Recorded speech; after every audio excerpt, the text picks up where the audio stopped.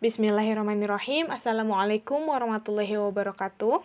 Saya Liza Bunga Aprilia dengan NIM 2207062 dari kelas B1 non-reguler Prodi PG PAUD, IKIP Siluwangi. Pada kesempatan kali ini, saya akan mempresentasikan salah satu tugas dari mata kuliah Pengembangan Moral dan Agama dengan dosen pengampu Ibu Chandra Asri Windarsih, SH.MPD. Di kesempatan kali ini, saya akan membawakan materi dengan judul Kecerdasan Moral Menurut Ahli, Thomas Lickona. Pada materi kali ini, ada 6 pokok bahasan yang akan saya bahas. Pertama, pengertian kecerdasan moral. 2, pengertian kecerdasan moral menurut ahli. 3, Thomas Lickona. 4, 3 komponen pendidikan karakter. 5, strategi dan metode. 6, masalah dan solusi. Pengertian kecerdasan moral. Kecerdasan moral adalah kemampuan seseorang untuk membedakan benar dan salah berdasarkan keyakinan yang kuat akan etika dan menerapkannya dalam tindakan. Dalam hal ini, diharapkan seseorang mampu untuk memiliki kecerdasan dalam bermoral, hidup berdasarkan pemahaman tersebut, sehingga mampu melaksanakan kehidupan yang berpedoman dan sesuai aturan-aturan yang sudah konkret. Hidup di era sekarang, menurut saya, kini baik dan buruk tidaklah lagi sesederhana dulu. Anak-anak zaman sekarang cenderung menghakimi apakah hal tersebut baik atau buruk dengan melihat seberapa banyaknya orang yang melakukan hal tersebut. Semakin banyak orang yang melakukannya, maka semakin mungkin pula hal tersebut dinormalisasikan. Contoh mudahnya, soal pacaran. Sebagai negara dengan mayoritas penduduk beragama Muslim, seharusnya pacaran menjadi sebuah hal yang akan disepakati menjadi hal yang buruk. Banyak dalilnya, banyak Allah menyebutkan dalam firman, "Janganlah kamu mendekati zina." Sudah jelas bahwa hal tersebut merupakan sebuah peringatan, larangan yang harus dijauhi. Dengan berpacaran, terjalinnya hubungan antar yang bukan mahram, jelas menjadi jalan bagi manusia untuk mendekati zina. Tapi pada kenyataannya, pacaran menjadi hal yang biasa, dinormalisasikan karena banyak yang melakukannya. Padahal hal tersebut jelas sesuatu yang buruk karena dilarang agama. Orang yang melakukannya seharusnya dikatakan berarti tidak bermoral, seperti itu. Ini hanya contoh kecil. Zaman sekarang makin banyak lagi. Sekelompok orang yang menghasut sekelompok orang lain berkedok dalam tanda kutip open-minded, begitu ya, minta untuk diakui dan diterima, agar mereka bisa menjadi suatu hal yang biasa di masyarakat. Mohon maaf, LGBT, seks di luar nikah, dan lain-lain. Ini berbahaya ketika baik dan buruk tidak terlihat lagi di mana batasannya, ketika tolak ukur moral menjadi sesuatu yang abstrak. Kecerdasan moral menurut ahli. Piaget pada awal pengamatannya terhadap perkembangan kognitif anak pada tahun 1932 mulai mengkaji masalah perkembangan moral.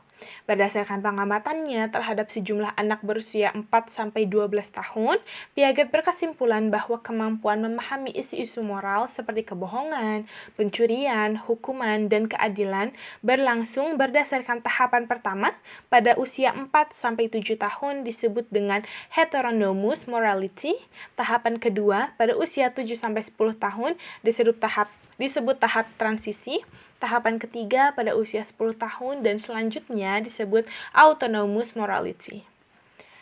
Selanjutnya, proses perkembangan moral anak yang dipaparkan oleh Piaget sesuai dengan konsep dasarnya mengenai perkembangan kognitif dalam Santrok 1999. Anak memahami isu moral melalui proses yang bertahap sesuai dengan fenomena sosial dan relasi anak dengan lingkungannya. Pendapat Piaget didukung oleh Kohlberg dalam Lickona 1987 bahwa pemahaman moral anak berupa penalaran moral anak terhadap fenomena sosial yang senantiasa berhubungan dengan normal sosial. Konsep kunci perkembangan moral menurut teori Kohlberg adalah proses internalisasi, yaitu perubahan perilaku yang berawal dari pengendalian dari lingkungan atau eksternal ke perilaku yang dikendalikan oleh diri sendiri atau internal. Thomas Lickona. Thomas Lickona merupakan salah satu tokoh pendidikan karakter di Barat. Menurut Thomas Lickona, pengertian pendidikan karakter adalah suatu usaha yang disengaja untuk membantu seseorang sehingga ia dapat memahami, memperhatikan, dan melakukan nilai-nilai etika yang inti. Thomas Lickona menekankan 3 komponen karakter yang baik, yaitu moral knowing atau pengetahuan tentang moral, moral feeling, perasaan tentang moral, dan moral action, perbuatan atau tindakan moral, yang diperlukan agar anak mampu memahami, merasakan, dan mengerjakan nilai-nilai kebaikan. Dari sini, kita dapat menyimpulkan bahwa kecerdasan moral menurut Thomas Likona merupakan kemampuan berpikir atau menalar seseorang dalam membedakan mana hal yang benar dan hal yang salah untuk melakukan sesuatu. Kecerdasan moral merupakan hasil dari 3 komponen pendidikan karakter yang ditekankan oleh Thomas Likona tersebut, yaitu moral knowing, moral feeling, dan moral action yang telah disebutkan sebelumnya. Moral knowing. Moral knowing pada anak perlu untuk dibentuk agar anak memiliki bekal pengetahuan sehingga karakter yang telah terbentuk akan menjadi kebiasaan yang baik. Manusia memiliki kemauan yang bebas dan untuk mengimbanginya, setiap orang harus mampu membuat pilihan dalam bermoral. Ada 6 aspek yang menjadi dominan, yaitu yang pertama ada moral awareness atau kesadaran moral, yang kedua ada knowing moral values atau mengetahui nilai-nilai moral, yang ketiga ada perspective taking, penentuan perspektif, yang keempat ada moral reasoning atau pemikiran moral, yang kelima ada decision making atau pengambilan keputusan, dan 6 adalah self knowledge atau pengetahuan pribadi. Selanjutnya ada moral feeling. Moral feeling adalah aspek emosi yang harus mampu dirasakan oleh seseorang untuk menjadi manusia yang berkarakter, yaitu 1 ada conscience atau nurani, yang kedua ada self-esteem atau percaya diri, yang ketiga ada empathy, merasakan penderitaan orang lain, yang keempat ada loving the good, mencintai kebenaran, yang kelima ada self-control atau mampu mengontrol diri, dan yang terakhir ada humility atau kerendah hatian. Selanjutnya ada moral action. Moral action adalah tindakan nyata dari 2 aspek sebelumnya yang tadi kita sudah bahas, yaitu moral knowing dan moral feeling.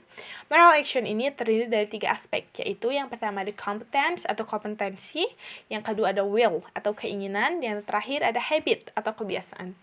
Ketiga komponen tadi saling berhubungan antara satu dengan lainnya. Moral knowing, moral feeling, dan moral action tidak akan berfungsi manakala satu bagian dari ketiga komponen tersebut terpisah. William Kilpatrick dalam Ratna Megawangi mengatakan bahwa salah satu penyebab ketidakmampuan seseorang untuk berperilaku baik, walaupun secara kognitif ia mengetahuinya, adalah karena ia tidak terlatih melakukan kebajikan atau perbuatan bermoral. Terkait hal ini, Ratna Megawangi memiliki pandangan yang sama bahwa pendidikan karakter harus melibatkan aspek knowing the good, feeling the good, dan acting the good secara simultan dan tentunya berkesinambungan. Strategi dalam mengembangkan kecerdasan moral anak. Strategi yang digunakan Thomas Likona dalam tercapainya pendidikan karakter adalah guru sebagai pengasuh atau pemberi kasih sayang, contoh, dan mentor, menciptakan komunitas yang bermoral di kelas, disiplin moral, menciptakan lingkungan kelas yang demokratis dengan cara bentuk pertemuan kelas, mengajarkan nilai melalui kurikulum, pembelajaran kooperatif, kesadaran nurani, mendorong refleksi dalam pendidikan moral, serta mengajarkan anak-anak untuk menyelesaikan konflik.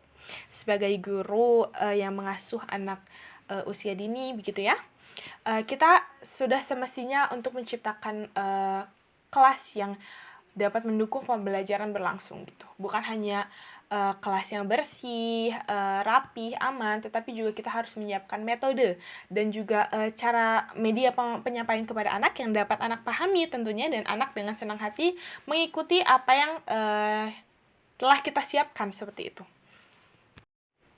Selanjutnya ada metode dalam mengembangkan kecerdasan moral anak. Menurut Thomas Likona, pendidikan karakter berlangsung efektif jika guru dapat mengusahakan implementasi berbagai metode seperti bercerita tentang berbagai kisah lalu jelaskan pesan kandungannya, mengajak anak turut aktif dalam setiap pembelajaran, membuat anak berpikir kritis dalam memahami arti baik dan buruk, dan juga mengajak anak untuk mengaplikasikan apa yang mereka pahami terkait kecerdasan bermoral tersebut. Selanjutnya kita akan masuk pada bagian masalah dan solusi. Pada tugas sebelumnya terkait memberikan satu contoh masalah moral dan agama pada anak, juga tugas 2 yang mencari solusinya, saya memilih topik pembahasan ini. Ketika mengerjakan tugas ini, saya juga jadi berpikir nih, kira-kira apa saja sih penyebab anak, alasan anak, dan pertimbangan anak, sehingga mereka memilih untuk mengatakan hal yang tidak sebenarnya. Menurut pendapat saya, yang juga didukung oleh beberapa referensi yang saya baca, anak mulai berbohong ketika mereka telah mengerti sebuah perasaan aman. Anak merasa aman ketika dia disayang, tidak dimarahi, dan ketika anak sadar bahwa dia telah melakukan kesalahan, dan kesalahan tersebut dapat membuat anak dalam posisi tidak aman, maka anak akan berkelit, anak akan memilih untuk berbohong. Lantas solusinya seperti apa? Yang pertama, kita harus tahu dulu apa penyebab kebohongan anak. Baik guru ataupun orang tua, kita sebagai orang yang mendidik anak harus selalu memperhatikan dan memahami hal atau alasan apa yang menyebabkan anak memilih untuk berbohong. Yang kedua, kita harus sadar akan tindakan di masa lalu. Sebagai pendidik, kita sepatutnya selalu sadar terkait apa yang hendak dan telah kita lakukan terhadap anak. Ketika mengetahui anak berbuat kesalahan, apakah reaksi kita dengan memarahi, memojokkan, menegur, begitu ya, atau hingga berbuat kekerasan terhadap anak. Boleh jadi, salah satu faktor yang mendorong anak untuk berbuat bohong adalah karena rasa trauma akan masa lalu yang dia dapatkan ketika dia melakukan kesalahan. Yang ketiga ada dengan memberi contoh kepada anak. Seorang anak yang lahir dengan fitrah suci pastilah akan melihat ataupun meniru tindakan orang-orang di sekitarnya. Salah satunya kita sebagai orang dewasa yang mengasuh atau mendidik anak, begitu ya. Jangan sampai kita memperlihatkan contoh perilaku tidak baik, salah satunya berbohong tadi, dan membuat anak berpikir bahwa berbohong ini merupakan hal yang telah biasa dilakukan. Ketika kita mendidik anak untuk berlaku jujur, sedangkan kita sebagai pendidik saja masih berbohong, maka anak akan bingung gitu, seperti perilaku seperti apa yang sebenarnya boleh untuk dilakukan. Dan yang terakhir nih, yang nomor 4 ada memperbaiki cara mendidik anak. Jika salah satu faktor penyebab anak berbohong adalah karena merasa trauma dengan didikan kita, maka kita harus memperbaiki cara mendidik anak. Berlaku lebih sabar, memberikan banyak pemahaman kepada anak, memberi sanksi yang dapat membuat anak jerak namun tidak merasa trauma, dan didikan yang dapat disesuaikan dengan setiap karakter anak. Di penghujung, saya menyelipkan salah satu quotes dari Thomas Likona, yaitu good character consists of knowing the good, desiring the good, and doing the good habits of the mind, habits of the heart, and habits of action. Karakter yang baik terdiri dari mengetahui hal yang baik, menginginkan hal yang baik, dan melakukan kebiasaan berpikir yang baik, kebiasaan hati yang baik, dan kebiasaan tindakan yang baik. When we think about the kind of character we want for our children, it's clear that we want them to be able to judge what is right, care deeply what is right, and then do what they believe is right, even in the face of pressure from without and temptation what within. Ketika kita berpikir tentang karakter seperti apa sih yang kita inginkan untuk anak-anak kita, jelas bahwa kita ingin mereka dapat menilai apa yang benar, sangat memperhatikan apa yang benar, dan kemudian melakukan apa yang mereka yakini benar, bahkan dalam menghadapi tekanan dari luar dan godaan apapun. Sebagai salah satu pendidik di Indonesia, sudah sepatutnya kita untuk bahu-membahu dalam mendidik anak agar memiliki pendidikan moral yang baik, yang nantinya akan membentuk kecerdasan moral yang baik pula pada diri anak. Saya cukupkan sampai di sini. Terima kasih banyak yang sudah menonton videonya, dan terima kasih juga kepada Ibu Chandra atas kesempatannya. Semoga apa yang saya sampaikan ini dapat memberikan manfaat bagi kita semua dan menumbuhkan rasa kepedulian kita yang lebih tinggi lagi dalam pendidikan moral bagi anak-anak generasi penerus bangsa di Indonesia. Terima kasih banyak. Mohon maaf bila ada kekurangan. Saya cukupkan sampai di sini. Wabillahi taufiq wal hidayah. Wassalamualaikum warahmatullahi wabarakatuh.